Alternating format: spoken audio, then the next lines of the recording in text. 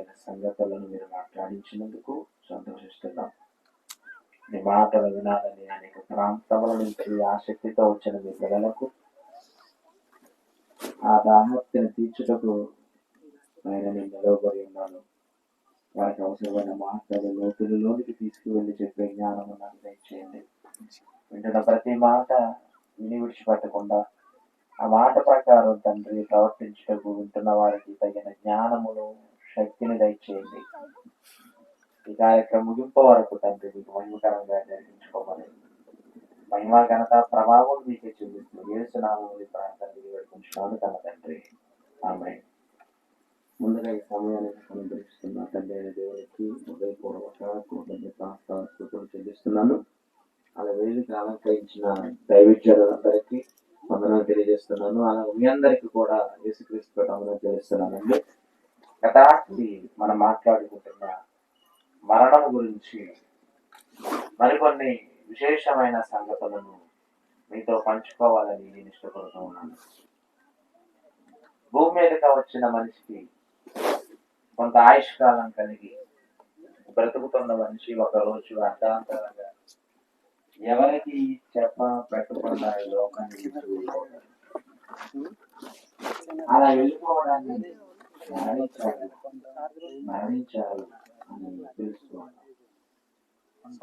ఇక్కడ ఒక విషయాన్ని ఆలోచించగలిగితే ప్రతి మనిషి మరణిస్తున్నాడు. ఎందుకు మనిషికి మరణం వచ్చింది? మనిషి కొంతకాలం భూమి మీద ఉంటున్నప్పుడు ఎంతకాలం అని ఆయుష్ను ఎవరో నిర్ణయించారు అని ప్రశ్నించుకున్నప్పుడు బైబిల్ గ్రంథంలోనికి వెళ్ళి కొన్ని మాటలు మనం చూడాలి. కీర్తనల గ్రంథము 139వ అధ్యాయము 16వ వచనం చెబుతున్న మాటలను చాలా జాగ్రత్తగా రాసుకోవాలని మనం చూస్తూ ఉన్నాను. కీర్తనల గ్రంథము 139వ అధ్యాయము 16వ వచనాన్ని చదివి వినిపించాలని కోరుతూ ఉన్నాను. నేను పిండమనై ఉండగా నీ కన్నులు నన్ను చూచెను. నీవు పిండమై నీ తల్లి గర్భంలో ఉండగా మీ నాన్న కన్నులు నిన్ను చూసాయా? పిండాన్ని ధరించిన అమ్మ కన్నులు చూసాయా? చూడలేదు. కానీ పిండములు చూసింది మొట్టమొదట ఎవరో తెలుసా? దేవుడు. 2 నెలల తర్వాత డాక్టర్ దగ్గరికి వెళ్తారు, 3 నెలల తర్వాత లేదా డాక్టర్ దగ్గరికి వెళ్తారు. అప్పుడు ఏమంటే స్కానింగ్ లోనికి వెళ్ళి స్కానింగ్ చేసిన తర్వాత ఒక మార్కర్ తో చిన్న రౌండప్ చేస్తారు రెడ్డతో. ఆ మధ్యలో చిన్న చుక్క ఉంటుంది. ఆ చుక్కని ఏమని చెప్పారు? పిండం అన్నారు. కానీ మనం పిండముగా ఉండగా మొట్టమొదటగా చూచిన కన్నులు ఎవరి కన్నులు? దేవుని కన్నులు మర్చిపోకూడదు. తర్వాత అంటున్నాడు, నేను పిండమునై ఉండగా నీ కన్నులు నన్ను చూచెను. తర్వాత నియమింపబడిన దినములు ఒకటైనా కాక మునిపే నా దినములన్నీ అన్నాడు. నా దినములన్నీ ఎవరి దినాలు? దావీదు గారు మాట్లాడుతున్నాడు.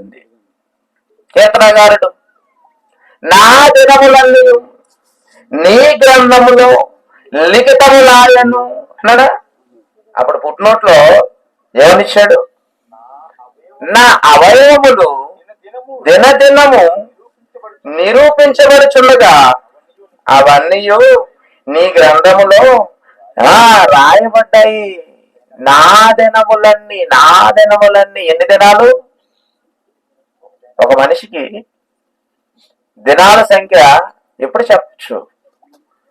పుట్టిన తేదీ దగ్గర నుంచి మరణించిన తేదీ మధ్యలో ఉన్న దినాలు, అతడు బ్రతికిన దినాలు. ఒక 40 సంవత్సరాలు అనుకుందాం. 40 సంవత్సరాలు అయితే 40 ఇంటూ సంవత్సరానికి ఎన్ని దినాలు?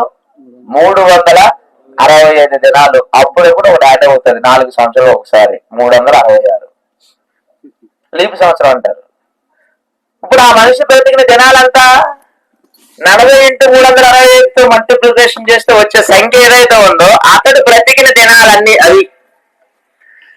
అంటే దేవుడట నా దినములన్నీ నీ గ్రంథములో లిఖితమాయన అన్నాడంటే దేవుడు రాసుకున్నాడట. ఏ దినం? నువ్వు పుట్టిన దినాన్ని రాసుకున్నాడు, నువ్వు చావబోయే దినాన్ని కూడా రాసుకున్నాడు. అంటే ఎంతకాలం మనం బ్రతుకుంటామో అన్న సంఖ్య మనకు తెలియదు, కానీ మనకు రాసిన దేవుడికి మాత్రం తెలుసు.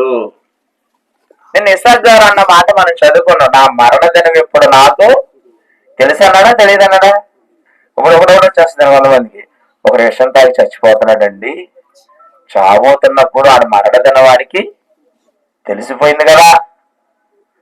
ఒక ట్రైన్ కి అడ్డుగా వెళ్ళాడండి చచ్చిపోదామని, ఇంకో గంటలో నేను చచ్చిపోదాను అని చెప్పి ఫేస్బుక్ లో సెల్ఫీ లేదా వీడియో షూట్ చేసి, ఇక నేను కొన్ని నిమిషాల్లో చచ్చిపోతున్నానని చెప్పి వీడియో షూట్ చేసుకున్న ఫేస్బుక్ లైవ్ ఇచ్చి ట్రైన్ కి ఎదురుగా వెళ్ళి ట్రైన్ గుద్ది చచ్చిపోయాడు కదా, అతని మరణం అతనికి తెలిసిపోయింది కదా అని ఒక సందేహం రావచ్చు. అలా చచ్చిపోతున్న వారు ఎవరైతే ఉన్నారో అతడు దేవుడు రాసిన మరణ దినం అది కాదు, అతడు ఇంకా కొంతకాలం భూమి మీద ఉండాలి. ఈ మధ్యలో ఏం చేశాడు? అతడు బతకవలసిన ఆయుష్ కాలాన్ని తనకు తానుగా తగ్గించుకున్నాడు. దానిని ఏమంటారంటే బలవన్ మరణం అంటారు. అంటే బలవంతంగా తన ప్రాణాన్ని తనే బయటికి తెచ్చేసుకున్నాడు. దీన్ని ఆత్మహత్య అన్నాడు. ఆత్మహత్య అనడం కూడా తప్పే, అది ఆత్మహత్య కాదు, శరీర హత్య. శరీరాన్ని చంపుకున్నాడు. దేవుడు అతనికి 70 సంవత్సరాలు రాశాడు అనుకుంటే, వాడు 35కి బెట్టింగ్ యాప్లో డబ్బులు కట్టి ఏమంటే డబ్బులన్నీ పోగొట్టి అప్పులు బాలైపోయి కుటుంబ భారాన్ని మోయలేక అప్పులు తీర్చలేక ట్రైన్కి అడ్డంగా వెళ్ళి చచ్చిపోయాడు. ఇప్పుడు దేవుడు రాసిన ఆయుష్కాలం ఎంత అయ్యింది అతనికి? 70 ఉండొచ్చు, 60 ఉండొచ్చు. ఈ లోపలనే ప్రాణాన్ని తీసుకున్నాడు. అంటే అతను బలవంతంగా మరణించాడు. అది అతని మరణ దినం కాదు, ఒక మనిషికి మరణ దినం. ఎప్పుడు అంటే అది దేవునికి మాత్రమే తెలుసు. ఇక తర్వాత ఈ మరణ దినాన్ని లేదా ఈ జననం ఎప్పుడైతే భూమి మీదకి వస్తామో, ఈ 2 డేటులు ఏవైతే ఉన్నాయో దేవుడు తన గ్రంథంలో రాసుకున్నాడట. అందుకే యోబు భక్తుడు ఏమన్నాడు తెలుసు? యోబు గ్రంథంలో, యోబు గ్రంథము 14వ అధ్యాయము 5వ వచనములో, యోబు గ్రంథము 14వ 5వ వచనం ఒక మాట అన్నాడు చూడండి. నరుడు ఆయుష్ కాలానికి ఎంత ఉంది?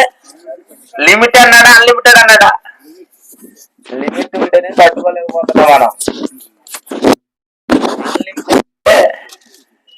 లిమిటెడ్ ఉంటేనే 10 మంది పిల్లలు కంటున్నారు. ఇక అన్లిమిటెడ్ అయితే 100 మంది పిల్లలు కంటారు కదా.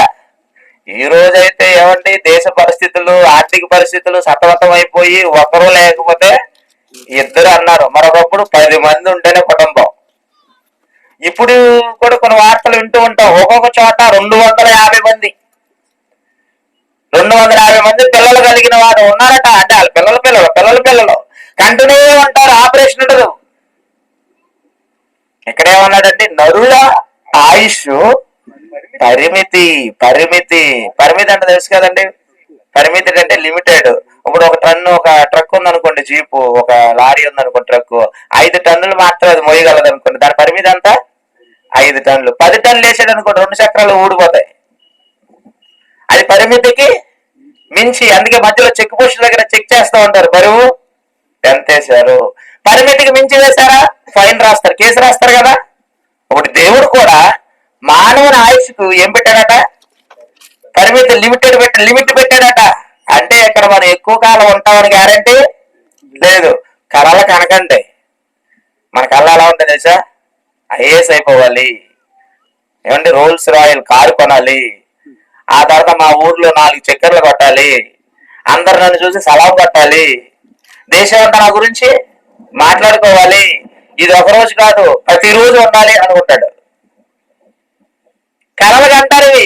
అబ్దుల్ కలాం గారు చెప్పారట, కళలు కనండి, కంటూనే ఉన్నారు. అందరు పడుకొని ఏం చేస్తారండి?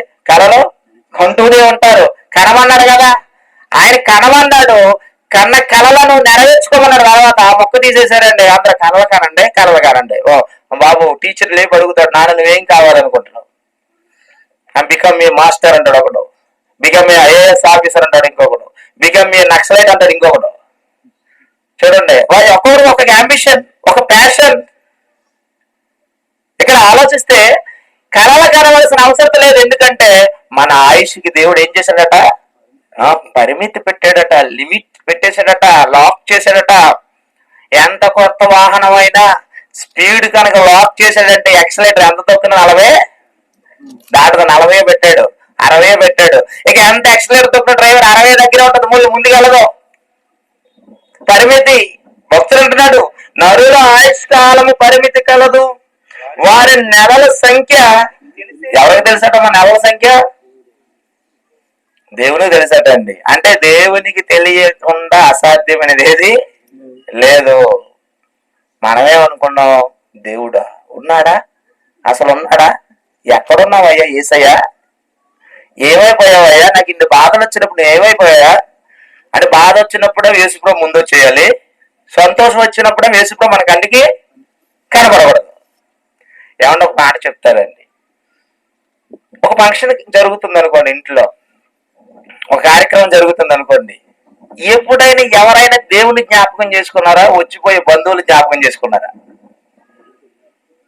చెప్పండి. ఒక్కరు కూడా దేవుణ్ణి జ్ఞాపకం చేసుకోరు. అల్లుడు వచ్చాడా? కూతురు వచ్చిందా? మంగరు వచ్చాడా?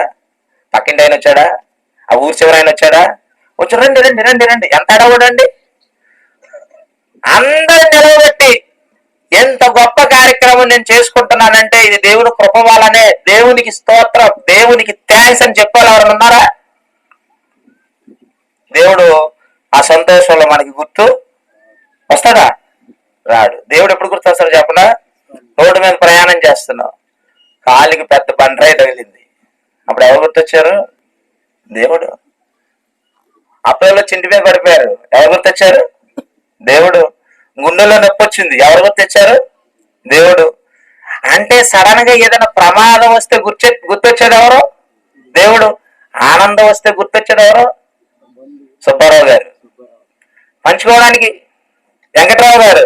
పంచుకోవడానికి ఆనందాన్ని ఎప్పుడైనా దేవుడితో షేర్ చేసుకున్నారా? దేవుడు గుర్తొచ్చే సందర్భం రెండేనట.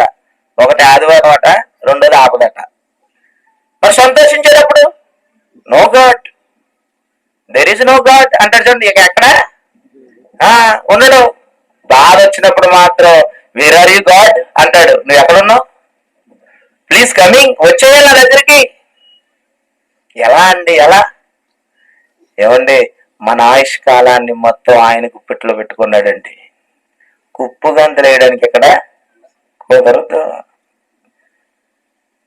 తాగుతావా? బాగా తాగుతావా? సీసాల మీద సీసాలు లాగిస్తేస్తావా? మరి పందాలు, నేను 4 బాటలు లేపుతా, నువ్వు 4 బాటలు లేపుతావా? అయితే నిన్ను లేపుతారు. చూపిస్తాను, వీడియో చూడండి, ఒక్కసారి చూడండి. అవునండి, ఎంత రిస్క్ చేస్తున్నాడో. జీవిత విలువ అర్థం కాకుండా ఉన్నటువంటి, చూడండి, చక్క కలర్ఫుల్ గా కనబడుతున్నాడు బాయ్.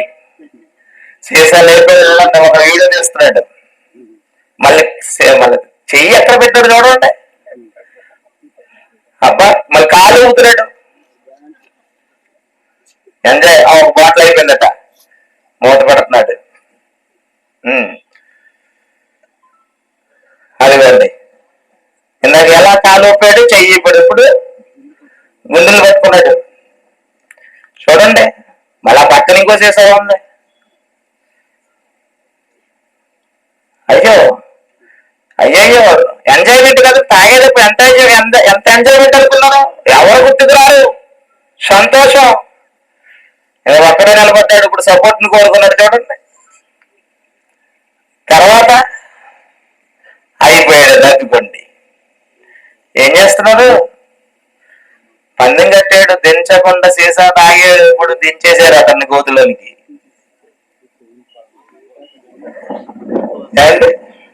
మళ్ళీ మందు సీసా. ఇదేంటండి? మందు తాగి చచ్చిపోయాడు కదా, మళ్ళీ ఎక్కడొచ్చి వాళ్ళు పట్టుకుంటాడు ఎవరైనా మందు పోసి మళ్ళీ పొడుకోబెట్టేస్తున్నారు. చూసారా?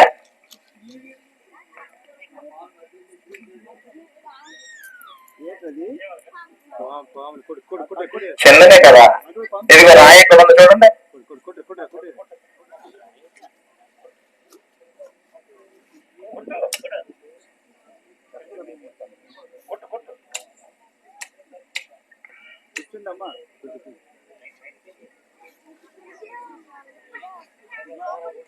అమ్మా ఏమి లేదు, నీటేనండి. ఆ చిన్ని పామే, పెద్ద పాము అయితే మీరు ఇక్కడ ఉంటారు కదా, పెద్ద పామును కూడా మీ దగ్గర రానివ్వదండి. ఆల్రెడీ పెద్ద పాము వెనకాల ఉంది, కనపడుతుంది. ఇదిగో మీ బుర్రలోనికి మీ హృదయంలోనికి విత్తుతున్న వాక్యాన్ని చక్కగా గ్యాల వేసి ఏం చేస్తుంది, ఇలా లాగుతూ ఉంటది. ఆ పాముని మర్చిపోండి. చిన్న పాము గురించి ఎందుకంటే పెద్ద ఘట సర్పం గురించి ఆలోచించాను కానీ ఏనండి. ఓకేనండి. తాగేయండి, చివరికి ఏమైంది, దిక్కులేని చావు చచ్చాడండి. అది ఏ చావు అనుకున్నారు? కావాలని కొని తెచ్చుకున్నటువంటి మరణం అండి. ఇలా ఎంతమంది చచ్చిపోతారో తెలుసా దేశంలో? తెల్లవారితే చాలు మద్యం షాపు ముందు నిలబడి కాపు కాసి ఆ మందు నోటు మీద నాలుక మీద పడే వరకు తృప్తి లేక పడిన తర్వాత ఏమండి తాగుతూ తిరుగుతూ తూలుతూ దొర్లుతూ మధ్యలో అర్ధాంతరంగా చచ్చిపోతున్న వాళ్ళు అనేక మంది. ఇది కాదు కదా జీవితం. ఎందుకు కాదు కదా దేవుడిచ్చిన ఆయుష్కాలం? పరిమితి ఆయుష్కాలం ఇచ్చినప్పుడు ఒక రోజు గడిచిందంటే మన ఆయుష్కాలంలో ఏమైంది, తగ్గిపోయిందంటే మన మరణం దగ్గర పడుతుందన్న భయం ఈరోజు ఎవరికైనా ఉందా? చావంటే భయం, చావంటే భయం అంటున్నారు కానీ ఒక రోజు గడిచిందంటే అమ్మయ్య ఈ రోజు అయిపోయింది, రేపు నెక్స్ట్ వచ్చేస్తుంది అని ఆలోచిస్తున్నారు తప్ప అసలు ఆవేదన చెందాలి. ఎందుకంటే రేపే నా మరణం ఉందేమో. ఎవరు ఆలోచిస్తున్నారండి? మరణం గురించి చెబితే భయం, చావు గురించి మాట్లాడితే భయం. ఎవరైనా చచ్చిపోయారు అనుకోండి, మీ ప్రాంతంలో ఉందో లేదో తెలియదు కానీ మా ప్రాంతంలో ఏం చేస్తారో తుఫు అంటారండి. అయ్యో చచ్చిపోయాడా. తర్వాత చనిపోయిన తర్వాత వారం రోజులకు 11 రోజులు ఒక కార్యక్రమం పెట్టుకుంటారుగా. కొంచెం డబ్బులు ఉన్న వాళ్ళు అయితే ఒక కార్డులో ప్రింట్ చేస్తారు, అశ్రుని వాళ్ళని చెప్పి, శ్రద్ధాంజలి అని చెప్పి, నిర్యాణం అని చెప్పి, కార్యక్రమం అని చెప్పి, జ్ఞాపకార్థ కూడిక అని చెప్పి కార్డు ప్రింట్ చేస్తారు. ఇంటికి రాగానే పోస్ట్ అనగానే good news or bad news అని అడుగుతాడు. మీరే చూడండి ఇస్తాడు కార్డు. అందులో ఏమంటే దేనాతి దేనంగా ఉన్న ఫేస్ కింద కీర్తి శేషులు అని పేరు కనపడంగానే వెంటనే కార్డుని ఇంట్లోకి తీసుకెళ్ళిపోతున్నారా? ఈయన ముందే పోస్ట్ మ్యాన్ ముందు ఇలా చింపేసి తీసుకెళ్ళి ఎక్కడ పడేస్తారు? డస్ట్బిన్ లో పడేస్తారు. చెంపకపోతే నీ కార్డు చినిగిపోద్దనా? భయం కదండి. సొగలాకి ఇచ్చారనుకోండి, ఎప్పుడైనా పోస్ట్ మ్యాన్ ముందు చింపేశారా? చెంపలా. ఏ కార్డుని చింపారు? జ్ఞాపకార్థ కూడికి సంబంధించిన కార్డుని చింపారు. ఎందుకంటే అమ్మో మరణం అంటే అసలు మరణం అంటే కీడు అనుకుంటున్నావు కదా, అసలు నీకు మరణాన్ని పెట్టింది దేవుడు అన్న సంగతే అర్థం చేసుకోవటం లేదు. అక్కడ చూడండి, మనం చూద్దాం. నరుల ఆయుష్కాలం పరిమితి కలది, వారి నెలల సంఖ్య నీకు తెలిసే ఉన్నది. మెంచజాలని వయ పరిమాణము నీవు వారికి నువ్వు లాక్ చేసావు నాయన, నువ్వు లాక్ చేసావు. ఇంతకాలం బ్రతకాలి మనిషి 60, 70, 80 అంతకు మించి లేదు. మరణం ఎప్పుడైనా రావచ్చు. బాల్యములోనైనా మరణం రావచ్చు, యవనంలోనైనా మరణం రావచ్చు, నడి వయసులోనైనా మరణం రావచ్చు, వృద్ధాప్యంలోనైనా మరణం రావచ్చు. పిల్లలే ఎందుకు చచ్చిపోతున్నారండి అనకండి. చిన్న పిల్లవాడు గుండానే నువ్వు చచ్చిపోవాలి అని ఎవరి నిర్ణయం? దేవుని నిర్ణయం. పిల్లలకు మరణం రాదా? ఒకసారి చూద్దాం బైబిల్ గ్రంథంలో రాజుల 2వ గ్రంథం 4వ అధ్యాయం 32వ వచనం. రాజుల 2వ గ్రంథం 4వ అధ్యాయం 32వ వచనం ఏమంటున్నాడు? రాజు 2వ 4వ 32వ వచనం. ఎలీషా ఇంట జొచ్చి బాలుడు మరణమై ఉంది. ఇప్పుడు బాలుడు అంటే వయసు ఎంత ఉండాలండి? 10, 12 అంతే కదండి. 12 దాటితే 13 టీనేజ్ అంటే యవనం కదండి. 14, 15 అప్ టు 19. టీన్ అంటే అర్థం ఏంటి? కౌమార దశ. వేడివేడిగా ఉంటాయి ఆలోచనలు, దూకుడు స్వభావం, ప్రపంచం అంతా రంగురంగులుగా కనబడుతుంది. అప్పుడే లవ్ అంటాడు, అప్పుడే పెళ్ళి అంటాడు, అప్పుడే మరణం అంటాడు. బాలుడు మరణమయ్యుండి అంటే బాల్యంలో మరణం వచ్చేస్తుంది. బాల్యంలో మనిషి చచ్చిపోవాలని దేవుడు నిర్ణయిస్తే దాన్ని ఎవరో ఆపలేరు. ఇక యవనస్తులు ఈ మధ్య అండి ఏ ఊరు ప్రయాణం చేసినా ఫ్లెక్స్లు కనబడుతున్నాయండి. అందులో చచ్చిపోయిన వారి ముఖాలు 120 సంవత్సరాలన్న ముఖాలు కాదు ఇవి. ముక్కు పచ్చలారని ముఖాలు, నూనూగు మీసాలతో ఉన్న ముఖాలు, మంచి మంచి గ్లామర్ ఉన్న ఫోటోలు వేసి కింద I miss you my friend అని రాశాడు. ఒకేసారి ముగ్గురు చచ్చిపోతున్నారు ప్రమాదంలో. అంటే యవనంలో కూడా ఏమొచ్చింది? మరణం వస్తుంది. మరణం వస్తుందన్న సంగతి బైబిల్ ఎప్పుడో చెప్పింది. చూడండి మరొక మాట, యోబు గ్రంథం 36వ అధ్యాయం 14 వచనం చదువుకున్నాం. యోబు గ్రంథం 36వ అధ్యాయం 14 వచనం. కావున వారు యవనమందే ఎప్పుడు చచ్చిపోతారట? చదివారు కదండి వాక్యం. ఏమన్నా సొంత మాటలు ఏమీ చెప్పట్లేదండి. దయచేసి మీటింగ్ పెట్టారు, వాళ్ళకి ఇష్టమైన మాట చెప్పి వెళ్ళిపోయారు అనుకోద్దండి. మీరు వెళ్ళిపోయిన తర్వాత మీరు విన్న మాటలు మరికొంతమందికి చెప్పాలి. మీరు చెప్పే విధంగా నేను చెప్తాను. ఎందుకంటే ఫాస్ట్ గా చెప్పేసి ఆమె నల్లు నేను చెప్పి వెళ్ళిపోను. అందుకే 1-2 సార్లు రిపీట్ చేస్తున్నా, రాసుకోవాలి. ఎందుకంటే మీరు మరికొంతమందికి ఈ ఇన్ఫర్మేషన్ చెప్పాలి. యవనంలో కూడా ఏమొస్తుందట? మరణం వస్తుంది. బాల్యంలో మరణం వస్తుంది, యవనంలో మరణం వస్తుంది. మరి కొంతమందికి ఆయన నియమించిన ఆయుష్కాలం అంతా బ్రతికి చచ్చిపోతారు. అదే యోబు గ్రంథం 21వ అధ్యాయం 24వ వచనం. యోబు గ్రంథం 21వ అధ్యాయం 24వ వచనం. సంపూర్ణ సౌఖ్యమును సంపూర్ణ సౌఖ్యము నెమ్మది కలిగి నిండు ఆయుష్షు నిండు ఆయుష్షు ఆయుష్యముతో చచ్చిపోతాడట. అంటే అతనికి ఇవ్వబడిన ఆయుష్కాలం అంతా బ్రతుకుతాడట. అబ్రహాము మంచి ముసలతనం మందు నిండి వృద్ధాప్యములు ఆయన ఏం చేశాడు? చచ్చిపోయాడు. అంటే ఇవ్వబడిన జనాలన్నీ బ్రతికి చచ్చిపోవాలి కొంతమంది అంటారు. మరి కొంతమంది ఎలా చచ్చిపోతారు తెలుసా? తర్వాత వచనంలో చెప్పాడు, 25వ వచనంలో. 25వ వచనంలో ఏమన్నా తెలుసా? వేరొకడు ఎన్నడూ క్షేమమును దాని నెరుగుక మనోదుఖము గలవాడే చచ్చిపోతాడట. అప్పులు తెరలేదు, నేనే పని చేసినా సక్సెస్ అవ్వటం లేదు, నాకు ఎదురు దెబ్బలే తగులుతున్నాయి, ఏంటి నా జీవితం అని చెప్పి మనోదుఖముతో విచారించి కృంగిపోయి చచ్చిపోతాడట. అంటే మనకి ఏమర్థం అవుతుందంటే,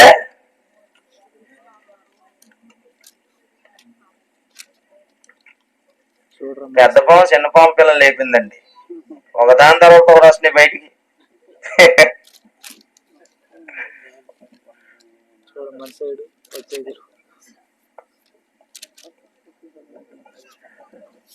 సరేనండి. మరణం ఎప్పుడైనా వచ్చేస్తుంది. బాల్యంలో వస్తుంది, యవనంలో వస్తుంది, వృద్ధాప్యంలో కూడా వస్తుంది, నడుప్రాయంలో కూడా వస్తుంది. ఎందుకు వస్తుంది అని మాత్రం మనం ప్రశ్నించకూడదు. ఎవరు రాశారు? దేవుడు రాసేసాడు. దేవుడు రాసేసిన ఈ మరణంలో మనం నింద వేయకూడదు. ఎందుకంటే ప్రారంభ మనిషి ఆదాము గారండి. మొట్టమొదటి మనిషి ఎవరండి? ఆదాము గారు. ఆదాము గారు ఎంతకాలం బ్రతికాడో చెప్పనా? ఆదాము గారు బ్రతికిన ఆయుష్ దినాలు ఎంతంటే 930 సంవత్సరాలు. ఆదాముకు కయ్యను ఏబేలు పుట్టిన తర్వాత ఏబేలు చచ్చిపోతాడు. ఆ తర్వాత షేతు గారు పుడతారు. షేతు గారు పుట్టి ఆయన బిడ్డల కన్న తర్వాత ఆయన భూమి మీద ఎంతకాలం బ్రతికాడంటే 912 సంవత్సరాలు. అంటే ఆదాము కంటే 18 సంవత్సరాలు తక్కువ. అంతే కదండి. ఆదాము ఏమో 930 సంవత్సరాలు బతికాడు, షేతు గారేమో 912 సంవత్సరాలు బతికారు. వీళ్ళిద్దరిని తలదండే బ్రిటిష్ గారు ఎంటర్ అయిపోయి 969 బతికాడు. ఇప్పుడు ఆదాముకి 930 నిర్ణయించింది ఎవరు? దేవుడే. షేతు గారికి 912 నిర్ణయించింది ఎవరు? దేవుడే. మెతుషేలుకు 969 నిర్ణయించింది ఎవరు? దేవుడే. ఏమంటే ఆయనకేమో 930, ఈయనకేమో 969. దేవుడు పక్షపాతి అని అనకూడదు. మళ్ళా పక్షపాతి అని అనకూడదు. ఎందుకంటే నిర్ణయించేది ఆయన ఇష్టమైనప్పుడు మనం ఎవరు అడగడానికి? రూపించిన వాడు ఆయన కదండి, రూపకర్త ఆయన కదండి, ఎంతకాలం ఉండాలో ఆయన కదా డిసైడ్ చేసేది. అంతేగాని ఆదాముకు 930 ఇచ్చి ఐగో 969 ఇచ్చో మీ దేవుడు పక్షపాతి అని నోరు పారేసుకున్న వారు కూడా లేకపోలేదు. ఆయుష్ ఆయనకి ఇష్టం, ఎవరికెంత ఇవ్వాలో ఆయనకి తెలుసు. అమ్మ అండి భోజనం వండిన తర్వాత చిన్నోడికి చిన్న కంచంలో, మధ్యలో ఉన్నోడికి కొంచెం పెద్ద కంచంలో, ఇంకా వాడికన్నా పెద్దోడికి ఇంకా పెద్ద కంచంలో పెట్టినప్పుడు అమ్మ నువ్వు పక్షపాతం చూపిస్తున్నావా అని నాన్న అన్నాడు అనుకో, నేను బాగుందా? అప్పుడు అమ్మ ఏమంటా తెలుసా? చిన్నోడు అంతే తింటాడు, మధ్యలో వాడు ఇంతే తింటాడు, పెద్దోడు ఎంత తింటాడు, అందుకే ఇంత పెట్టినాడు అంటదా లేదా? ఇప్పుడు ఆదాం ఎంత బ్రతకాలి? ఎవరి నిర్ణయం? దేవుని. చాలు నీకు 940 చాలు వచ్చేయాలి. ఆ మెతిషేలు నువ్వు ఉండాలి. హైయెస్ట్ బ్రతికిన వాళ్ళ భూమి మీద ఎవరు ఎక్కువ కాలం బ్రతికారంటే నీ పేరే ఉండాలి. 969. నువ్వు ఎక్కువ కాలం బ్రతకాలి. నా ఇష్టం, మీరెవరు అడగడానికి అని అంటున్నాడు దేవుడు. చిన్నప్పుడే ఎందుకు చచ్చిపోవాలి? అలా ఆరి కొద్ది ఎందుకు చావాలి? అసలు దేవుడు అనేవాడు ఉన్నాడా అనడం హాస్యాస్పదం, అవిధేయతను అనకూడదు.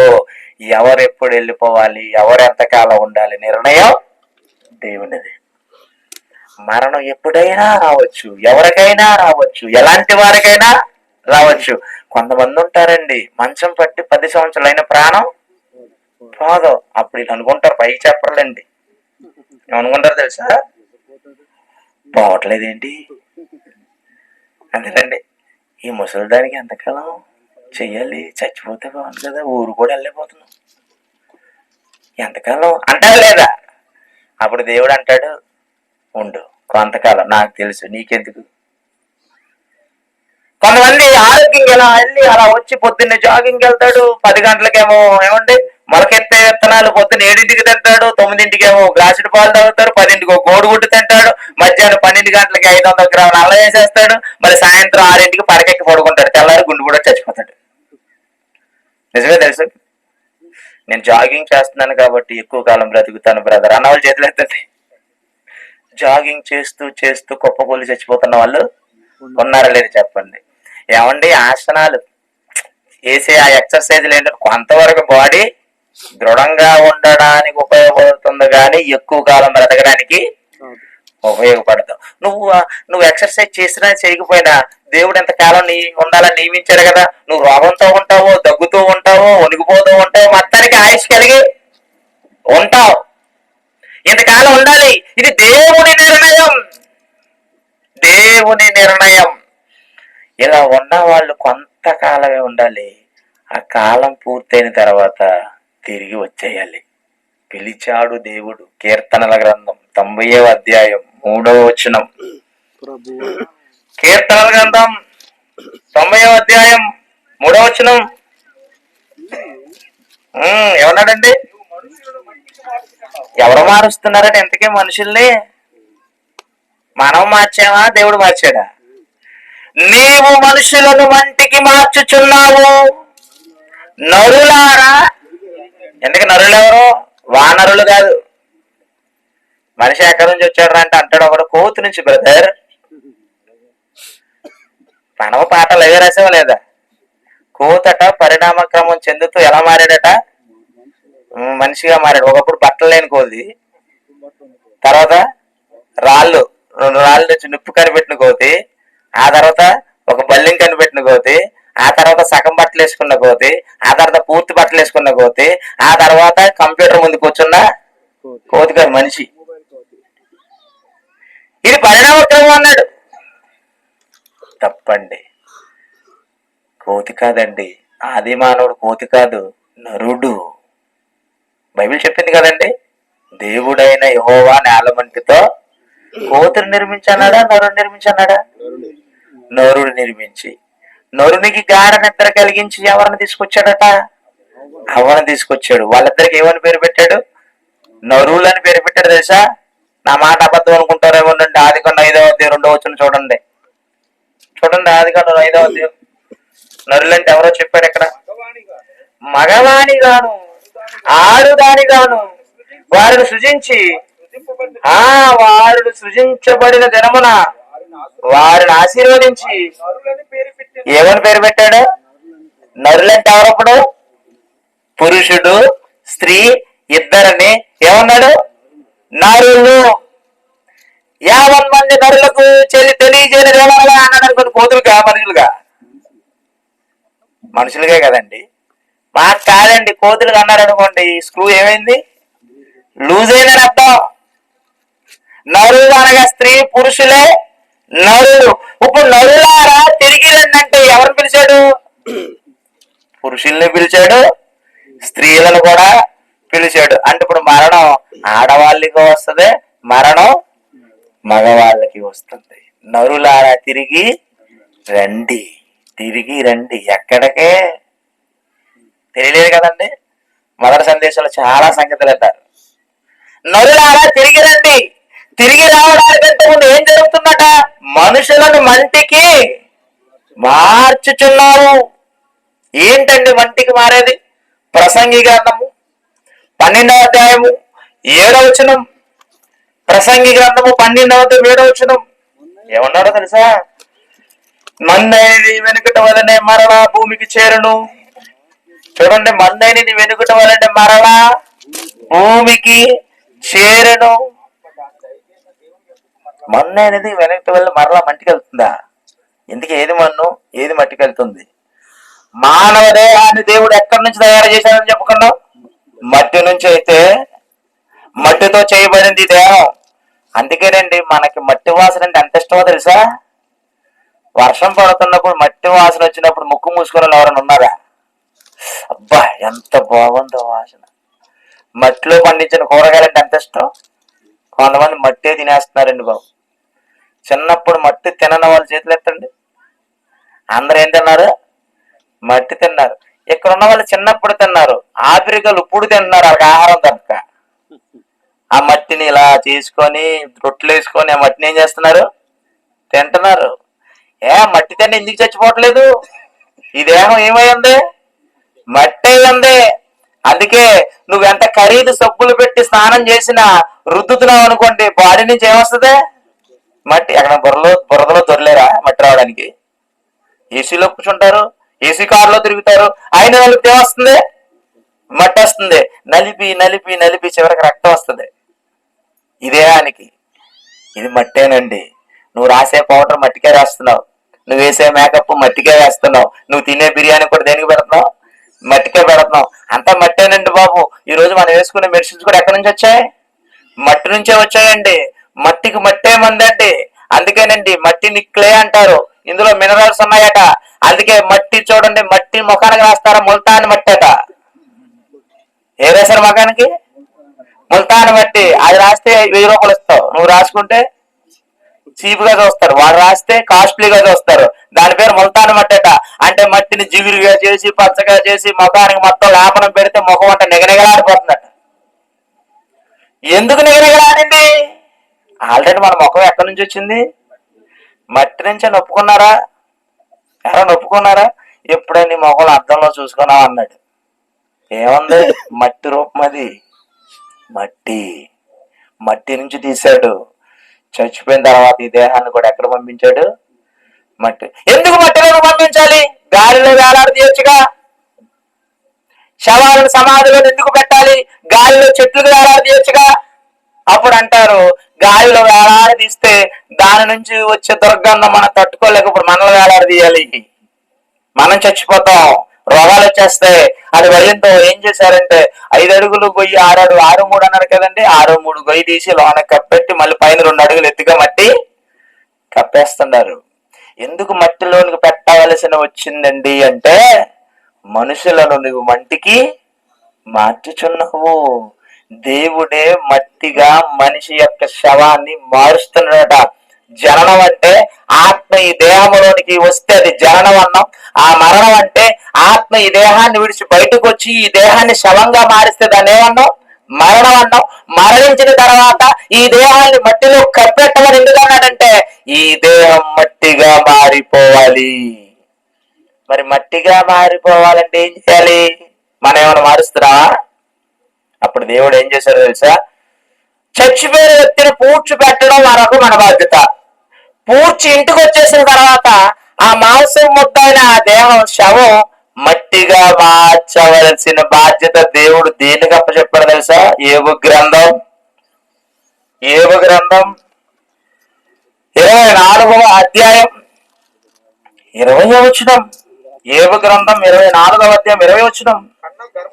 కన్న గర్భము అమ్మ మర్చిపోయిందట.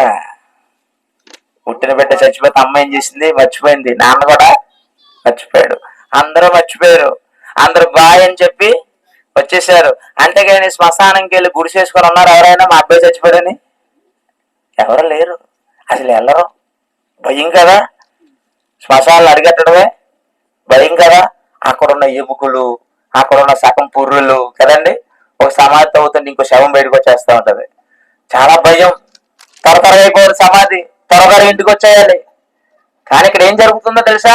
కన్న గర్భము వారిని మనుషులు పురుగు వారిని ఏం చేస్తుందట? ఎలా తింటది? ఆ పదం చూసారా? కమ్మగా. కమ్మగంటే నువ్వు మటన్ వండుకున్నావు అనుకోండి, ఎలా తింటావు? ఆవురెవరు తింటావా? ఆస్వాదిస్తూ తింటావా? ఆస్వాదిస్తూ తింటూ అంటాడు, ఏమమ్మో కూర చాలా బాగా వండావు అని ఎవరినంటాడు? భార్యని అంటాడు. అప్పుడు పదం వాడతాడు, ఎంత కమ్మగా ఉందో తెలుసా కూర. ఉప్పు ఎక్కువ వేసింది అనుకోండి కమ్మగా ఉంటుందా? కారం డబల్ వేసింది అనుకోండి కమ్మగా ఉంటుందా? ఉండదండి. కమ్మగా అంటే అర్థం ఏంటి? సరిపడా రుచి, రుచిని మించిన రుచి, అద్భుతంగా ఉంటే దాన్ని ఏమన్నా కమ్మగా. ఇప్పుడు మన దేహాన్ని ఏం తింటుందట? పురుగు తింటుందట. ఎలా తింటుంది? కమ్మగా. అంటే నువ్వు భూమి మీద ఎన్ని కోళ్ళు లాగిచ్చేస్తే దానికి కమ్మగా ఉన్నావు. ఓ సారా తాగేసాడు అనుకోండి, పురుగు కమ్మగా ఉంటుంది, బాడీ ఉప్పుగా ఉంటది. రోగగ్రస్తుల బాడీ దానికి ఎలా ఉంటది? ఉప్పుగా ఉంటది. బాగా ఎక్సర్సైజ్ చేసి మొలకెత్తే విత్తనాలు తిని డైట్ ఫాలో అయ్యి డ్రై ఫ్రూట్స్ తిని మంచి బాడీ ఉన్నాయి, హార్ట్ అటాక్ తో చచ్చిపోయాడు. అప్పుడు ఆ బాడీ ఎవరికి కమ్మగా ఉంటది? పురికి కమ్మగా ఉంటదట. ఏం ఉందలేండి బాడీ అనుకుంటదండి. పురుగులు తింటాయట. తిని ఏం చేస్తాయి? తిని ఆ మాంసాన్ని మట్టిగా విసర్జిస్తాయి. అంటే మాంసము దేహాన్ని మట్టిగా మార్చడానికి బాధ్యతను దేవుడు దేనికి ఇచ్చాడు? పురుగుగా ఇచ్చాడు. ఇప్పుడు చూపించమంటారు తర్వాత భోజనం మానేద్దాం అంటారా? చూపించనా?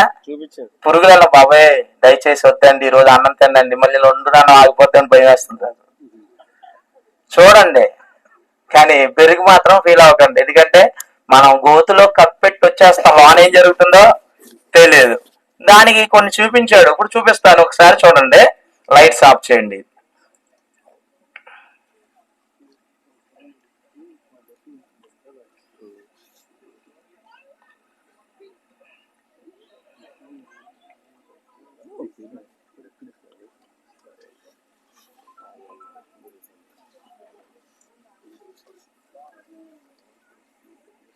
చూసారా శవం? అదిగోండి. ఏంటవి? మ్యాగోట్స్ అంటారు వీటిని. పురుగులు. సమాధిలో మట్టిలో మనిషిని కప్పెట్టిన తర్వాత ఉండే పురుగులు. ఈగలు. ఆ ఈగలో ఉన్న పురుగుల్ని అవి విసర్జిస్తాయట.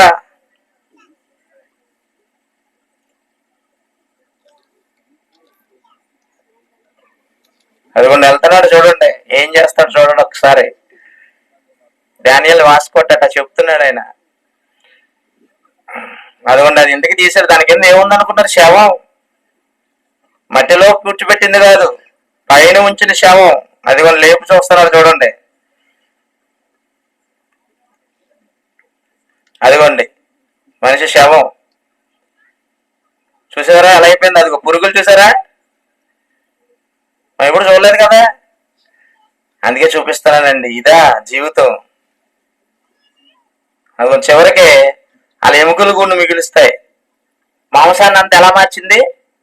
మట్టిగా మార్చింది. చివరికి ఏం మిగిలింది? ఎముకలు కూడా మిగిలింది. అలా కొన్ని సంవత్సరాల తర్వాత ఎముకలు కూడా ఎలా మారిపోద్ది? మట్టిలో కలిసిపోద్దండి.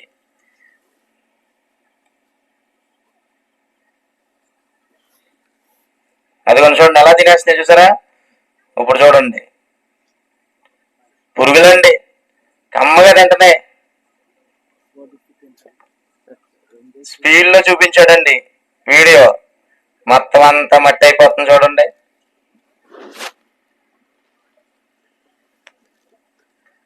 ఇంకోటి చూపిస్తాను చూడండి, జంతువు కళేబరాలు ఎలా మారిపోతున్నాయో.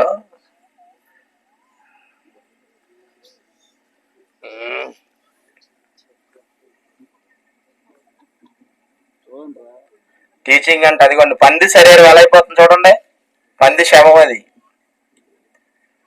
అదిగోండి పురుగులు ఎలా మార్చేస్తా చూసారా, అదిగోండి.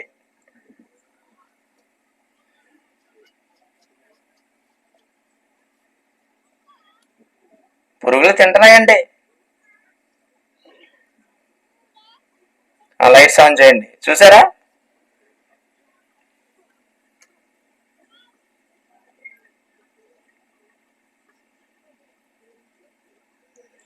చూసారు కదండి పురుగులు తింటున్నాయి కమ్మగా. చూసా ఎప్పుడైనా?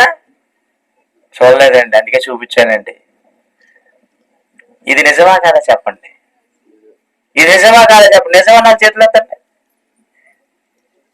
నిజం అన్నది చేతులు ఎత్తితే మనుషులను మంటికి మార్చుచున్నది దేవుడు అన్నది వాస్తవమా కాదా? వాస్తవం అయితే దేవుడు ఉన్నాడా లేదా? దేవుడు ఉన్నాడన్నది నిజమైతే మనిషి మరణించాక ఏమవుతాడో తెలుసుకోవడం కూడా నిజమా కాదా? ఇప్పుడు బైబుల్ వండర్ఫుల్ బుక్కా కాదా చెప్పండి. మత పుస్తకమా మహాజ్ఞాన గ్రంథమా? బైబుల్ మహాజ్ఞాన గ్రంథం మన కళ్ళ ముందే ఉండే సాక్ష్యాలు ఎవరు అంగీకరిస్తున్నారండి? అసలు బుర్ర ఉంటేనే కదా. ఏ హోటల్లో ఏం బాగుందని ఆలోచిస్తావు తప్ప, ఎక్కడ కాస్ట్లీ మందు దొరుకుతుందో లేదో ఒకపు చేస్తావు తప్ప, బ్రతుకును బాగు చేసే మాటలు వాక్యములో ఉన్నాయి. వాక్యమే మార్చేదంటే ఎవరు నమ్ముతున్నారండి? పురుగుకి పెట్టే ఆజ్ఞ ఇచ్చారు. పురుగు పనేంటి? మట్టిగా మార్చవలసిన పనేంటి? అసలు మట్టిగా ఎందుకు మార్చాలి? ఇది పెద్ద ప్రశ్న. తీసుకెళ్తున్నారు లోనికే. మట్టిగా ఎందుకు మార్చాడు దేవుడు? పని ఉండాలి కదండి మార్చాడంటే. పని లేకుండా మారుస్తాడా? పని ఉందండి. ఏంటో తెలుసా పని? నిన్న ఒక పాఠంలో మనం పాయింట్ చెప్పుకున్నాం. మరణం అంటే రెండో పాయింట్లు ఏమని చెప్పుకున్నాం తెలుసా? నిద్ర అని చెప్పుకున్నాం. మీరు నా పాటలో కూడా చూశారు. మరణం అంటే నిద్ర. నన్ను నిద్రించిన వాడు ఏం చేస్తాడట? లేస్తాడు కదా. లేచినప్పుడు మరి లేచిన తర్వాత మరి దేహము, ఒక మనిషి చనిపోయిన తర్వాత శవాన్ని ఎక్కడ పెట్టాం? సమాధిలో పెట్టాం. ఆత్మ ఎక్కడికి వెళ్ళిపోయిందని నేర్చుకున్నారు? పాతాళ లోకం ఉందని నేర్చుకున్నారు. మరి నిద్రించిన వాడు లేస్తాడంటే మళ్ళీ ఆత్మ వచ్చినప్పుడు మళ్ళీ ఆత్మకి ఏం కావాలి? శరీరం కావాలి. మరి శరీరం ఎక్కడ దాయాలి? శరీరం ఎక్కడ దాయాలి? దేవుడు ఆలోచించారు తెలుసా? మరలా ఈ శరీరాన్ని ఇచ్చే వరకు ఇది భూమిలో ఉండాలి. భూమిలో భద్రపరచబడాలి. ఎలా భద్రపరచబడాలి? దేహంగా భద్రపరిస్తే ఇప్పుడు సమాధులకి ఖాళీ స్థలాలు లేవని చెప్పి తవ్వుతుంటే మరొక్షేమం బయటికి వచ్చేస్తుందే. మరి ఎలా ఉండాలి? మట్టిలో మట్టి అయిపోవాలి. అందుకే పురుగుగా ఆజ్ఞాపించాడు. మట్టి దేహం కాస్త ఏమండి మట్టిగా కణాలుగా విడగొట్టేలా చేశాడు. మట్టి అంటే ఏంటో తెలుసా? అనేక కణాల కలయికే మట్టి. రేణువులు అంటారండి, వెరీ వెరీ టైనీ పార్టికల్స్ అంటారు, అంటే స్మాల్ పార్టికల్స్. ఇసుక రేణువులు లేదా మట్టి రేణువులు అంటారు చూసారా? అలా చిన్ని రేణువులుగా విడగొట్టేసిన పురుగు, రేణువులుగా విడగొట్టేసింది. అందుకే దేవుడు ఏమన్నాడు తెలుసా? ఒక అద్భుతమైన మాట చూపిస్తాను ఇప్పుడు. దానియేలు గ్రంథం 12వ అధ్యాయం 2వ వచనం. దానియేలు గ్రంథం 12వ అధ్యాయం 2వ వచనం ఏమన్నాడు?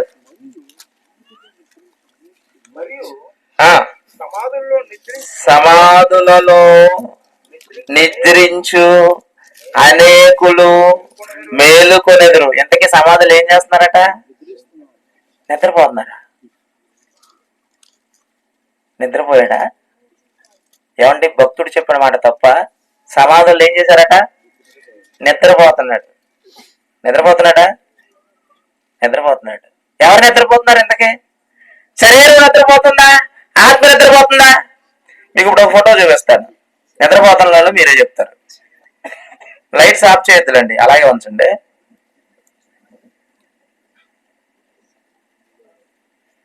అదిగోండి ఫోటో చూసారా?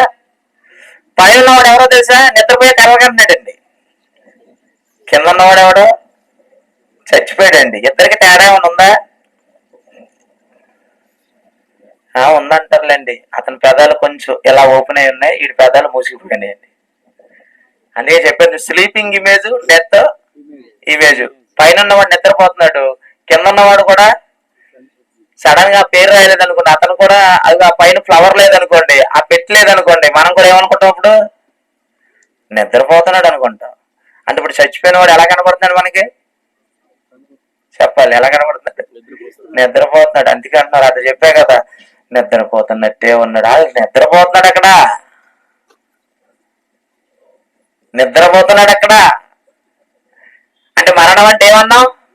నిద్ర. ఎంతకీ ఎక్కడ నిద్రపోతున్నాడు? అదిగో ఆ పెట్లో ఉన్నాడు కదా, అలా మోసుకొని అలా తీసుకెళ్లి ఎక్కడ పెడతాం? సమాధిలో పెడుతున్నావా? అలాగే నిద్రపోతారు, అలాగే ఉంటారు చక్కగా చిరునవ్వుతో. అంటే కొంతమంది ఆ పైన ఉన్న ఫోటో లాగానే చచ్చిపోయినప్పుడు కూడా చిరునవ్వుతో ఉంటారు, చూసారో లేదో? జాన్సన్ విక్టర్ గారు చనిపోయినప్పుడు నవ్వుతూనే ఉన్నాడు ఆయన. అలా తీసుకెళ్లి పెట్టలో పెట్టడం జరిగింది. ఆ పెట్టెని తీసుకెళ్లి గోతులో పెట్టడం జరిగింది. అంటే నవ్వుతూ చచ్చిపోయాడు అనమాట. ఇప్పుడు సమాధిలో ఏం చేస్తున్నప్పుడు ఆయన నిద్రపోతున్నాడు. ఏమి నిద్రపోతుంది? ఎందుకే? నిద్రపోతున్న రూపాన్ని తీసుకెళ్లి ఎక్కడ పెట్టాం? మట్టిలో పెట్టాం. ఇప్పుడు మట్టిలో రూపం ఏం చేస్తుంది? నిద్రపోతుంది.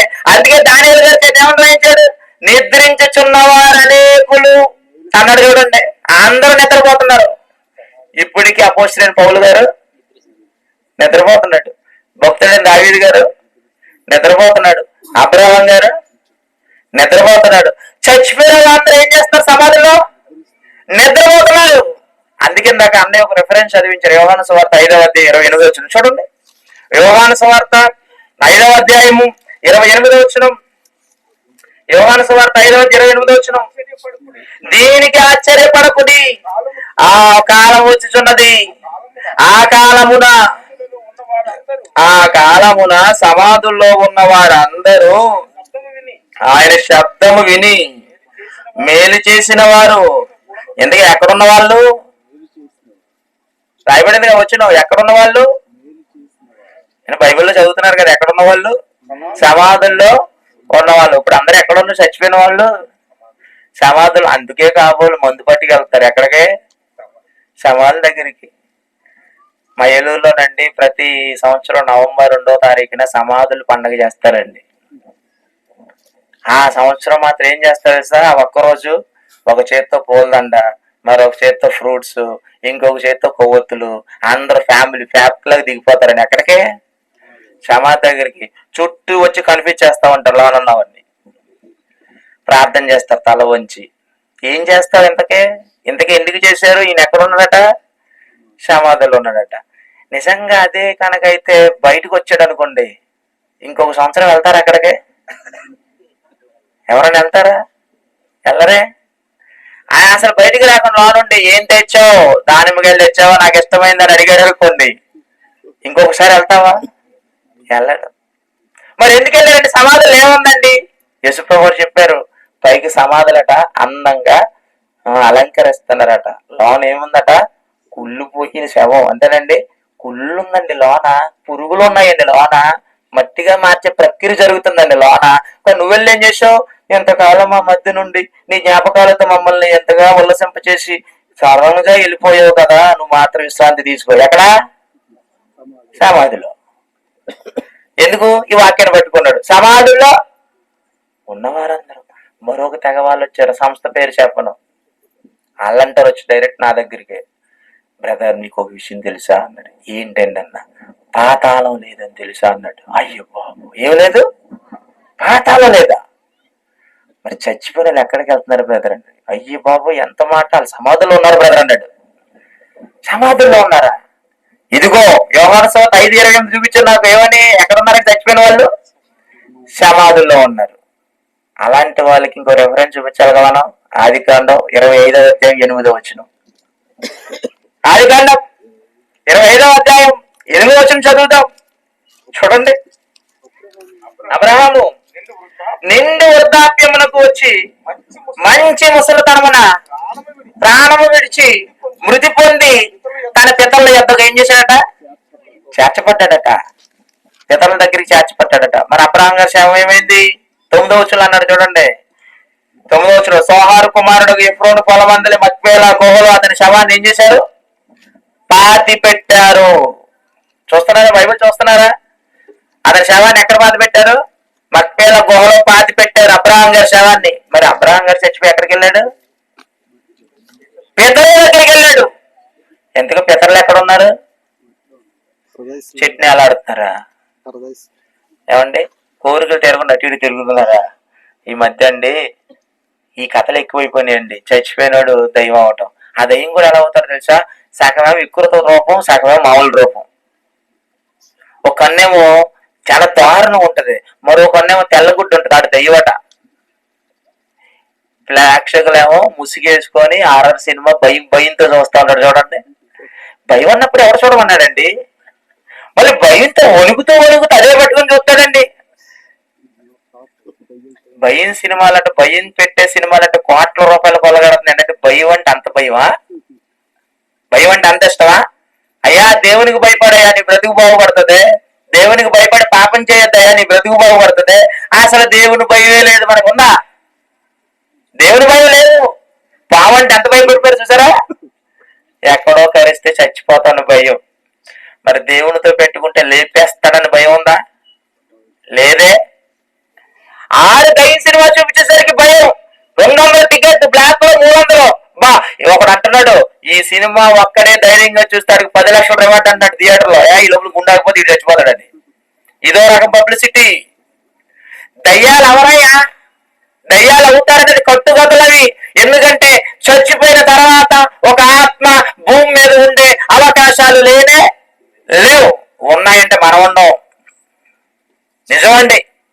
చీకటి పడింది కదా, మీటింగ్ అయింది కదా, వెళ్తూ ఉన్నప్పుడు మధ్యలో అవి అగ్గిపెట్టి ఉందని అడిగారు అనుకోండి మిమ్మల్ని ఎవరైనా, చచ్చిపోయిన వాళ్ళు, మీరు మళ్ళీ మీటింగ్ వస్తారా? మిమ్మల్ని సమాధిలో పెట్టాలా? ఇంటికి నడుచుకుంటూ వెళ్తున్నారా? ఇంటికి వెనకాలండి సుబ్బారావు రాదు అన్నాడు అనుకోండి, కనపడుతున్న రూపం స్వరమైన పడింది. ఇక ఉంటావా? ఉండవే. ఏమండి, చచ్చిపోయిన వాళ్ళు భూమి మీద ఉండరండి. ఎక్కడికి వెళ్ళిపోతారట? పితరుల యొద్దకు వెళ్ళిపోతారట. శ్రేయస్సు కలిగి వారి దినములు గడుపుతురు, చచ్చిపోతారు ఒక్క క్షణములో. ఎక్కడికి వెళ్తారు? మరి వీళ్ళంటే పాతాళం లేదన్నారంటే ఈ వచనాలు తెలియదండి వాళ్ళకి. మీరు బైబిల్ బాగా చదవండి. 2 చేతులు జోడించి చెప్తున్నాను, మీరు ప్రతిరోజు బైబిల్ బాగా చదవండి. మీకంటే జ్ఞానులు మరొకరు ఉండరు. ఎవరు అడిగిన సమాధానం ఇట్టే చెప్పేస్తారు. బైబిల్ చదివితే నీ బ్రెయిన్ కూడా షార్ప్ అవుతుంది, నీ అక్కి పవర్ పెరుగుతుంది, నీ భాష మారుతుంది, నీ విధానం మారుతుంది, నీ నడవడిక మారుతుంది, నీ ప్రవర్తన మంచిగా మారుతుంది. అంత సంస్కారాన్ని నేర్పించే బైబిల్ ఏదైనా చేతబట్టి చదివా? వాళ్ళు అంటున్నారు చదవదామని తీసాను కానీ నాలుగెత్తలు వచ్చేస్తుంది అండి. ఇంకొక ఆయన అంటున్నాడు, ఏమంటే బైబిల్ అంటే అక్షరాలు ఏంటంటే మరీ అంత చిన్నగా ఉన్నాయి, పెద్ద అక్షరాలు ఉంటే బాగుండదు అంటున్నాడు ఒక ఆయన. టీవీ చూసి నీ కళ్ళిపోయినాయి తప్ప మామూలుగా ఉంటే మనకి అర్థం కాదా? అందుకే ఏం చేశారు, వీళ్ళకి వెసులుబాటు కోసం పెద్ద అక్షరాలతో బైబిల్ తీసుకొచ్చు. ఇంకొక అన్నాడు ఎంత పెద్ద అక్షరాలు అయితే ఎలాగండి? ఏంటంటే చిన్న అక్షరాలు ఉన్న ప్రాబ్లమే, పెద్ద అక్షరాలు ఉన్న ప్రాబ్లమే. నీకు తగ్గ అక్షరాలు ప్రింట్ చేయాలంటే అలా కాదు. అంటే దాని అర్థం ఏంటంటే జీవితంలో నేను బైబిల్ చదవడం అర్థం. అది నువ్వు చదవవా అయితే నీ జీవితం పాడైపోతుంది. బైబిల్ చదవాలండి. అబ్రహాము చచ్చిపోయాడట, మరి ఎక్కడున్నాడు? పితరుల దగ్గరికి వెళ్ళాడట. ఈయన ఎక్కడ కనబడ్డాడు? లోకసువార్త 16వ అధ్యాయం చూడండి. త్వరగా చూడండి, గంట అయిపోయిందండి అప్పుడే. లోకసువార్త 16వ అధ్యాయం, లోకసువార్త 16వ అధ్యాయం 22 వచ్చిన చదువుకుందాం ఒకసారి. ఆ దరిద్రుడు చనిపోయి దేవదూతల చేత అబ్రహాము రూపును ఆనుకొనుటకు కొనుపోయబడును. ధనవంతుడు కూడా చనిపోయి పాతి పెట్టబడును. అప్పుడు అతడు పాతాళములో బాధపడుచు దూరము నుండి కన్నులెత్తి ఎవరిని చూశాడట? అబ్రహామును చూశాడట. అంటే ఇప్పుడు అబ్రహాం ఏ లోకంలో ఉన్నాడు?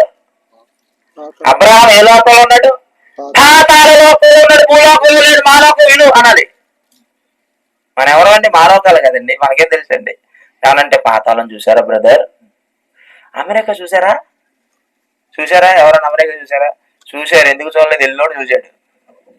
ఎల్లొచ్చి మనం చెప్తాడు అక్కడ సముద్రం బ్లూగా ఉంటుంది తెలుసా అని అనుకో, నిజమా అంటాడు. నువ్వు చూసావా అన్నాడు, నేను చూశానంటాడు. ప్రూఫ్ ఉందంటాడు. మరి పాతాళం ఉందా? ఉంది. ఎవరు చూశారు? ఈ మాటలు ఎవరు చెప్పారు? యేసుప్రభు కదండి. యేసుప్రభు చెప్పిన మాటలు ఏమన్నా అబద్ధమా? నేనే మార్గము, నేనే సత్యము, నేనే జీవం. ఆయన మాటల్లో ఏమండి ఒక్క మాట కూడా తప్పిపోతున్నాడు. మన మాటలు అన్ని తప్పులే. రాత్రి ఒక మాట ఇస్తే పొద్దున్న ఇంకోటి చెప్తాం కదండి.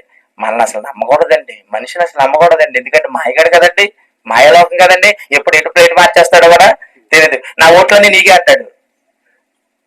అక్కడికి వెళ్ళే కేసేది ఇంకొకటి వేస్తాడు, మళ్ళీ బయటికి చెప్పడం. పంపించాలండి. ఆయన గెలిచేంత వరకు డౌటే, నేను గెలుస్తానో లేదో అని. ఎందుకంటే అందరం మాయగాలి. ఈయన దగ్గర డబ్బులు తీసుకుంటాడు, ఆయన దగ్గర డబ్బులు తీసుకుంటాడు, ఎవరు ఇచ్చే డబ్బులు తీసుకుంటాడు. అన్ని నా నీకు నా ఓటు అంటే నా ఓటు నీకంటే ఎంతమందికి వేస్తా ఉన్నావు? ఒక ఓటు మాయ కదా, మాయ కదండి. అండ్ మన బ్రతుకులు యథార్థంగా నీతిగా ఉండాలంటే దేవుని మాటలు అనుకోవాలండి. దేవుని మీద మనం ఆధారపడాలండి. అప్పుడేనండి మనలో అబద్ధం ఉండదండి. అప్పుడే మనలోనండి మోహం చూపు ఉండదండి. అప్పుడు మనలోనండి ఏమండి కల్మషం ఉండదండి. ఎంతో చక్కగా ఉంటామండి. అలా చక్కగా ఉంచడానికి ఇదిగో ఎంతో కష్టపడి ఎంత మీటింగ్ చేసిన పిల్లలకు ఒకసారి మీరు గట్టిగా చప్పట్లు కొట్టాలండి. శబ్దం సరిపోలా? Very good. తర్వాత మీ ప్రాంతాల్లో మీరు చేయాలండి. చేయకపోతే ఎలాగండి? అబ్రహాం గారు పాతాళ లోకంలో ఉన్నాడట. మరి అబ్రహాం గారి శరీరం ఎక్కడ ఉంది? భూమి మీద ఉంది. భూమి మీద మట్టిలో ఉంది. మట్టిలో ఏం చేశాడు దేవుడు?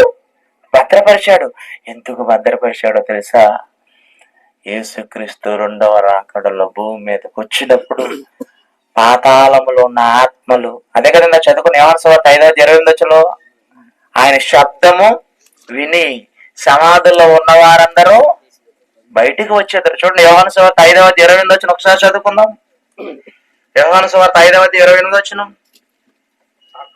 ఆ కాలమున సమాధుల్లో ఉన్న వారందరూ ఆయన శబ్దము విని మేలు చేసిన వారు జీవ పునరుద్ధానమునకును, కీడు చేసిన వారు తీర్పు పునరుద్ధానమునకు బయటికి వచ్చేద్దరు. ఎలా వస్తారండి? సమాధిలో విశ్రాంతి పొందుతున్నది, నిద్రిస్తున్నది శవం. కానీ శవంగా మార్చి వెళ్ళిపోయిన ఆత్మ ఏ లోకంలో ఉంది? పాతాళ లోకంలో ఉంది. ఆ పాతాళములో ఉన్న ఆత్మలు బయటికి ఎప్పుడు వస్తాయో తెలుసా? యేసుక్రీస్తు రెండవ రాకడలో భూమి మీదకి వచ్చినప్పుడు ఈ ఆత్మలన్నీ బయటికి వస్తాయి.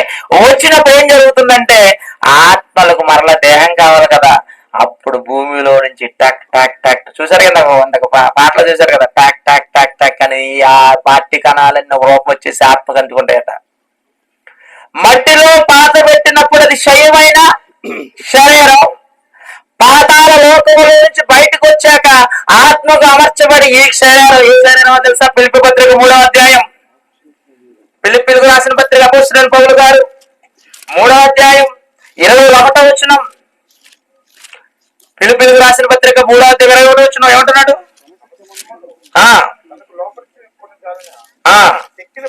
అంటున్నాడు అక్కడ మాట అన్నాడు, దీన శరీరము తన మహిమ గల శరీరముగా మార్చుడు అన్నాడు. చూడండి, దీన శరీరం ఎలా మారుతుంది? మహిమ శరీరంగా మారుతుంది. మట్టి శరీరం మహిమ శరీరంగా మారుతుంది. అది ఎప్పుడు జరుగుతుంది? యేసుక్రీస్తు భూమి మీదకి వచ్చినప్పుడు రెండవ రాకడలో జరుగుతుంది. అంటే ఇప్పుడు సమాధుల్లో ఉన్న శరీరాలు శవాలు ఉన్నాయి, భద్రపరచబడి ఉన్నాయి. అందుకనండి మొదటి కొరింథీ 15:20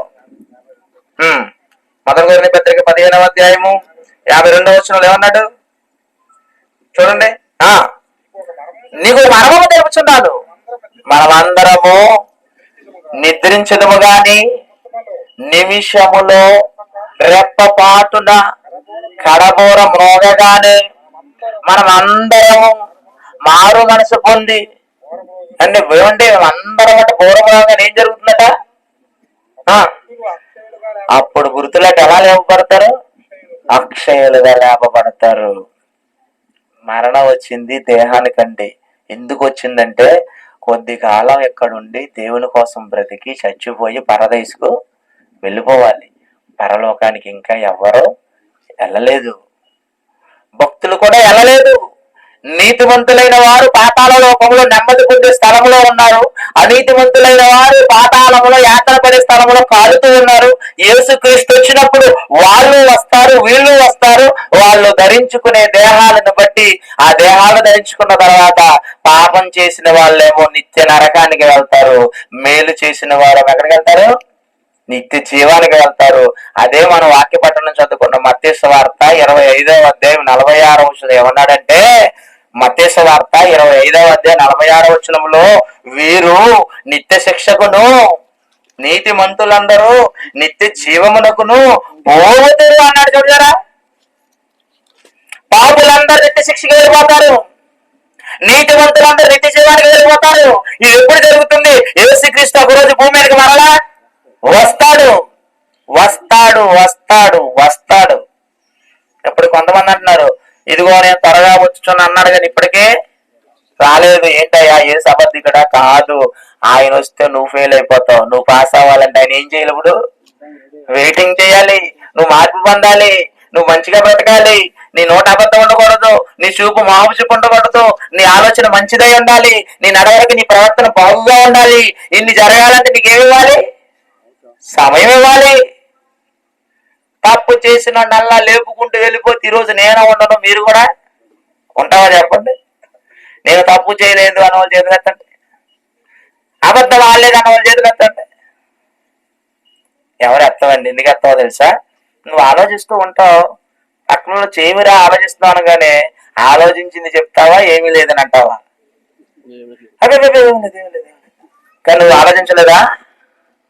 ఆలోచించావు, అడిగినోడి గురించి ఆలోచించావు, చెప్తే వాడుకుంటే ఆగిపోద్ది. అందుకే ఏమీ లేదు, అబద్ధం చెప్పావా లేదా? మరి అబద్ధం దేవునికి నచ్చదు కదండి. మరి మారాలి కదండి. మార్పు పొందాలంటే దేవుడు మనకేమి ఇవ్వాలి? సమయం ఇవ్వాలి కదండి. ఇచ్చాడండి. నిత్య శిక్ష, నిత్య శిక్ష, నిత్య శిక్ష ఉందని ప్రకటన చేసిన భయపడటం లేదు. ఒక రొయ్య ఏం చేసింది తెలుసా? ఏం చేసింది చూపిస్తాను. రొయ్యని ఎందుకు చూపించానంటే మనుషులు కూడా అలాగే ఉన్నారు కాబట్టి. లైట్స్ ఆపకండి, చూపిస్తాను.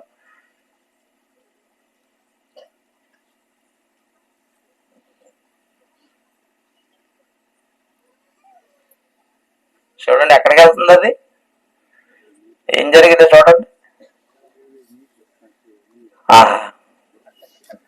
ఏం జరిగింది? ఫ్రై అయిపోయింది. ఎందుకని? ఏంటిది? వేగుతున్న నూనె.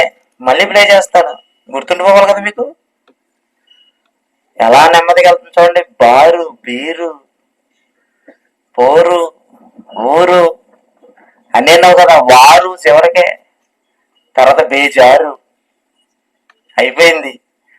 నోట్లో ఏమైంది? కరకరలాడిపోతుంది ఇప్పుడు కదండి. కానీ అది ఎందుకు వీడియో తీశారయ్యా అంటే, లోకంలో కూడా ఆశలకు అలవాటు పడి మనిషి తప్పని తెలిసిన అలవాటు పడిన ప్రాణం అని చెప్పి తప్పు మీద తప్పు చేస్తున్నాడు. చేసిన తర్వాత అర్ధాంతరంగా చస్తున్నాడు. చచ్చిన తర్వాత రొయ్య నూనెలో పడి ఎలా ఎగుతుందో ఆత్మ ఆరని అగ్నిలోకి వెళ్ళి కాలిపోతూనే ఉంటది. ఈరోజు ప్రతి మనిషి కూడా అదే చేస్తున్నాడు. ఇప్పుడు ఇంత వాక్యం చెప్పావు, మీలో కొంతమందికే నాడుతుంది, మిగతా వాళ్ళ ప్రవర్తన ఏం మారదు. ఇప్పుడు వీళ్ళందరూ ఎవరు? అదిగో నూనెలో పడడానికి వెళ్తున్న రొయ్యలు లాంటి వాళ్ళు. అది తినడానికైనా పనికొచ్చింది, మనం తినడానికి పనికిరావు. ఎందుకంటే ఒక్కసారి అగ్నిలోకి వెళ్ళావా వెనక రావడానికి లేదు. అగ్ని ఆరదో, పురుగు చావదు, ఆత్మ చావదు. మంట మంట మంట మంట అనాలి. అక్కడ ఏమన్నాడు తెలిసి? ఏడుపు కటకట కట కొరుకుతాడు. జంతువులు తింటే వచ్చే శబ్దం వేరు, మంటలో గాలితో వచ్చే శబ్దం వేరు. కొరుకుతూనే ఉంటాడట. అంటే మన పళ్ళు కూడా నరకంలో కాలుతూనే ఉంటాయి కానీ బూడిదావు, మన బొగ్గులు కాలుతూనే ఉంటాయి కానీ బూడిదే అవదు. కాలిపోతే ఇక్కడ బూడిదయ్యే శవం. యేసు వచ్చాక వచ్చే ఈ మహిమ శరీరం ఉందే, కాలిన బూడిదవ్వని రూపం, అది అక్షయ రూపం. ఇది తర్వాత వస్తుంది, అది యేసు వచ్చినప్పుడు వస్తుంది. మరి మనకి ఇప్పుడు ఏ రూపం కావాలి? యుగయుగాలు కాలిపోదావా? యుగయుగాలు దేవునితో ఉన్నావా? దేవునితో యేసుప్రభు వచ్చినప్పుడు నీతిమంతులుగా ఉండి ఆయనతో కూడా తండ్రి దగ్గరికి వెళ్తే యుగయుగాలు శాశ్వతంగా సంతోషంతో, నెమ్మదితో, ఆనందంతో ఉంటాం. అది కావాలా?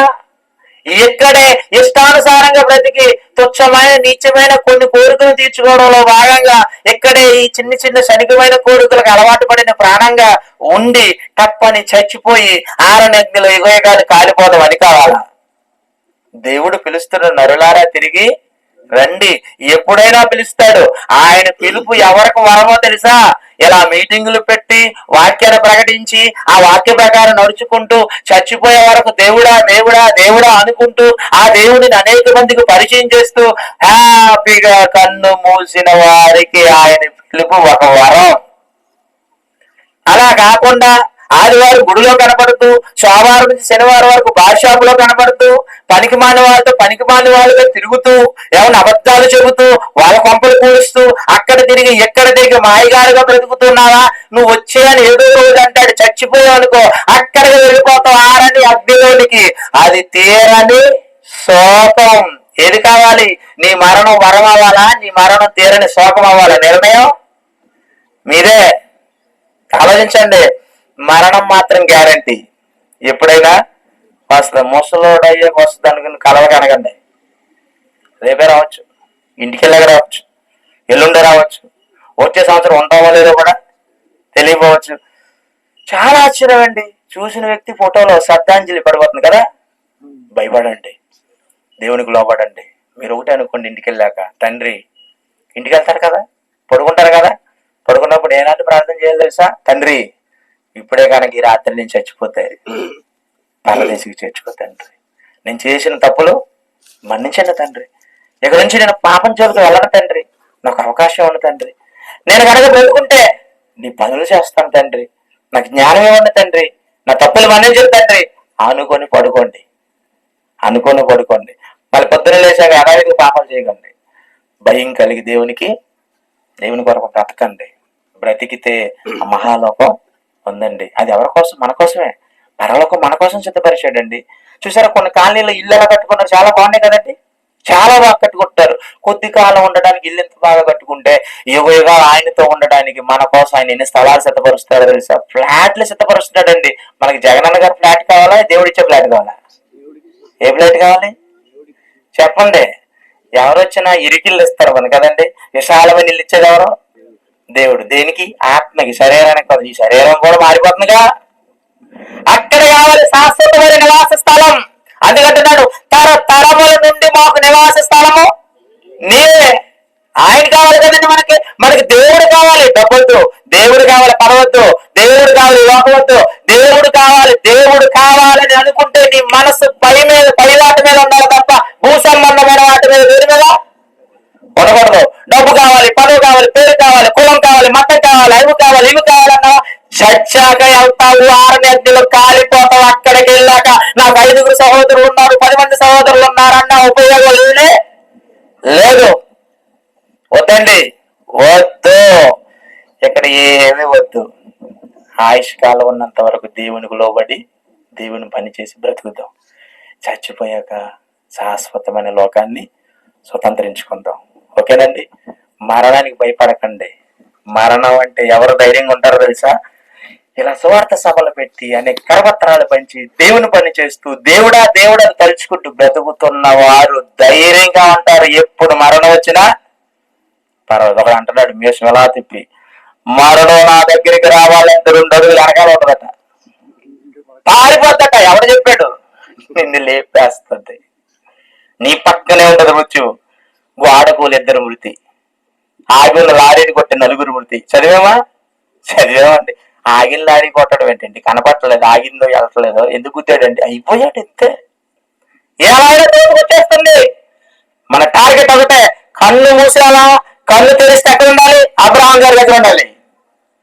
కళ్ళు మూసావా, యేసు వచ్చాడా, కళ్ళు తెరిస్తే ఎక్కడ ఉండాలి? పరలోకపు తండ్రి దగ్గర ఉండాలి. ఇది మన టార్గెట్. ఇక లక్షలు సంపాదించాలి, కోట్లు సంపాదించాలి, పేరు సంపాదించాలి. వద్దు. ఎన్ని సంపాదించిన వదిలిపెట్టి వెళ్ళిపోలే. నేను వేసుకున్న కూడా నాతో కూడా రాదండి.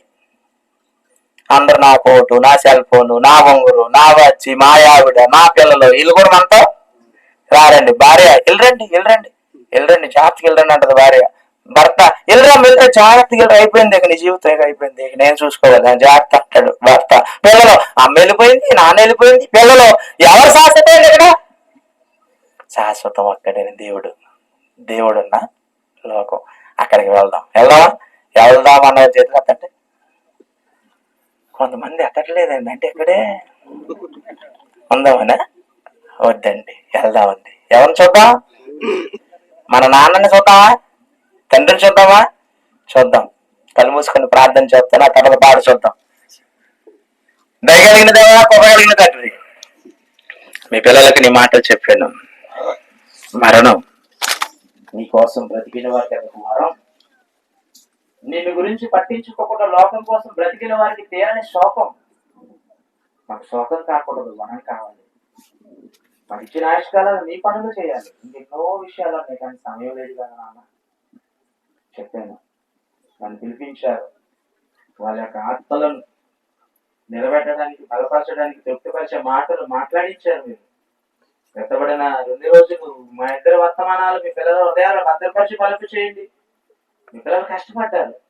ఈ కార్యక్రమం ఇంత ఘనంగా జరగడానికి కష్టపడిన చిన్నల మొదలుకు వృద్ధుల వరకు ప్రతి ఒక్కరూ వారిని దీవించండి, బలపరచండి, వాక్యాలు స్థిరపరచండి, అనేక ఆత్మలను రక్షించే విధంగా నిలబెట్టండి.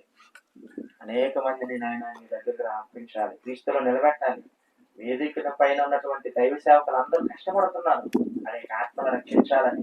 వారిని దీవించండి, వారి కుటుంబాలను బలపరచండి. ఆయన వారు మీ మీదే ఆనుకొని బ్రతుకుతున్న వాళ్ళు, వారికి పోషణ అన్ని మీరే చూసుకుంటున్నారు. ఏ లోటు లేకుండా కాపాడండి. వచ్చిన వారందరిని బలపరచండి, దీవించండి. తిరిగి వెళ్తుండే క్షేమంగా వారి గ్రామాలకు, వారి గమ్యస్థానాలకు చేర్చండి.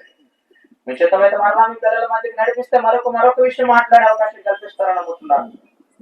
తండ్రి, మంచి జ్ఞానం ఇచ్చి, ఆరోగ్యం ఇచ్చి, మీ పిల్లల మధ్య నిలబెట్టడానికి మీరు ఎంతగానో మీకు రుణపడి ఉన్నాను. ఎంత మహాజ్ఞానం ఈ తరంలో బయటకు వచ్చిందంటే ఒక ఆయన మీరు నిలబెట్టుకున్నారు. ఆయన చేశారు గారికి ఆయన ఆరోగ్యాలు గురించి. అలాగే నాయన ఈ గ్రామంలో చుట్టుపక్కల గ్రామంలో ఉన్న మనుషులందరినీ కాచి కాపాడి సత్యం వైపుకు లాక్కొచ్చి నాయన అందరూ సత్యం వైపుకు వచ్చి మీ పని చేసేవారుగా, ఆ పరలోకం చేరుకోవాలని ఆ నిశ్చయం కలిగి బ్రతికేవారుగా తీర్చిదిద్దమని మహిమ ఘనత ప్రభావం మీకే చెల్లిస్తూ యేసు నామములో ప్రార్థన అడిగి కొంచెం కన్న తండ్రి. ఆమేన్. దేవునికి పాట